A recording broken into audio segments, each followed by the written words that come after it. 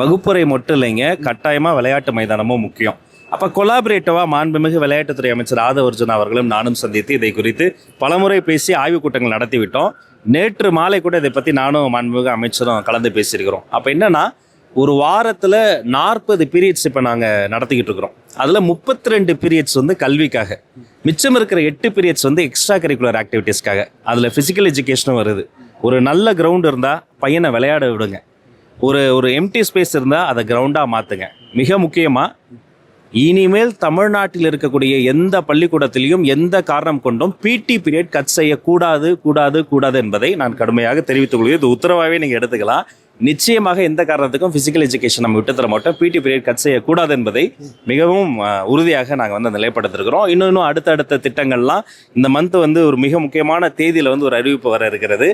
எங்களுடைய இலக்கு ஒன்று தான். கல்வியில் மட்டுமல்ல, கேள்வியில் மட்டுமல்ல, சகலத்திலும் ஒவ்வொரு குழந்தைக்குள்ள இருக்க தனித்திறமை வெளியே வரணும். ஒலிம்பிக் பதக்கங்கள் வாங்கக்கூடிய பட்டியலில் நிச்சயமாக தமிழ்நாட்டில் இருக்கக்கூடிய மாணவர்களும் இடம்பெறணும் என்பது எங்களுடைய கனவாக இருக்கிறது. நிச்சயமாக அதை அடைவோம்.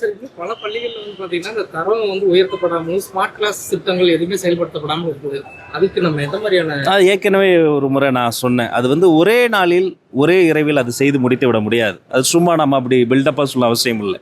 ஆனால் ஒரு நாள் நிச்சயமாக அதை செய்வோம். கொஞ்சம் கொஞ்சமாக ஸ்பாட் போட்ஸ் கொண்டு வந்துட்டோம், கண்காணிப்பு திட்டங்கள் கொண்டு வந்துட்டோம். முன்பை விட கழிப்பிட வசதிகளையும் குடிநீர் வசதியும் மேம்படுத்தி இருக்கிறோம். நான் முதலில் போட்ட கையெழுத்தே தமிழ்நாடு முழுக்க இருக்கக்கூடிய அந்த கழிப்பறை வசதிகளையும் குடிநீர் வசதிகளையும் உறுதி செய்வதற்கான கையெழுத்து தான். அதனால் டெஃபினெட்லி ஒரு நாள் அந்த மகிழ்ச்சியான ஒரு தருணம் வரும். தமிழ்நாடு முழுக்க இருக்கிற எல்லாருமே ஸ்மார்ட் கிளாஸ் ரூமாக நம்ம மாற்றோம். இன்றைய தினத்தில் பார்த்தீங்கன்னா மதுரையில் சில எம்எல்ஏ வந்து அவங்க குழந்தை வந்து அரசு பள்ளியிலேயே மீண்டும் தொடர வச்சிருக்காங்க. ஆனால் பெரும்பாலும் அரசு பள்ளியில் சேர்க்கை வந்து கொஞ்சம் விகிதம் குறைந்து வருகிறது. மாண்புமிகு சட்டமன்ற உறுப்பினருக்கு என்னுடைய இதயபூர்வமான வாழ்த்துக்கள். அவருக்கு ஒரு எம்எல்ஏ ஆன பிறகும் கூட அவர் மிகுந்த வாஞ்சையோடு அந்த குழந்தையை கொண்டு வந்து அரசு பள்ளியில் சேர்த்திருக்கிறாரு. இப்போ எல்லாரும் அதை செய்வாங்களா சொல்ல முடியாது. ஏன்னா ஒரு குழந்தையின் மீது எடுக்கக்கூடிய அந்த முடிவு என்பது தந்தையின் முடிவு மட்டும் கிடையாது, தாயின் முடிவு இருக்கிறது, அந்த குழந்தையினுடைய சுய விருப்பம் இருக்கிறது. இருந்தாலும் கூட அந்த மாண்புமிகு சட்டமன்ற உறுப்பினர் அவர்கள் இப்படி செய்திருப்பது ஒரு குட்வில்ல ஒரு நல்ல ஒரு ஜெஸ்டர் வெளிப்படுத்தியிருக்கு.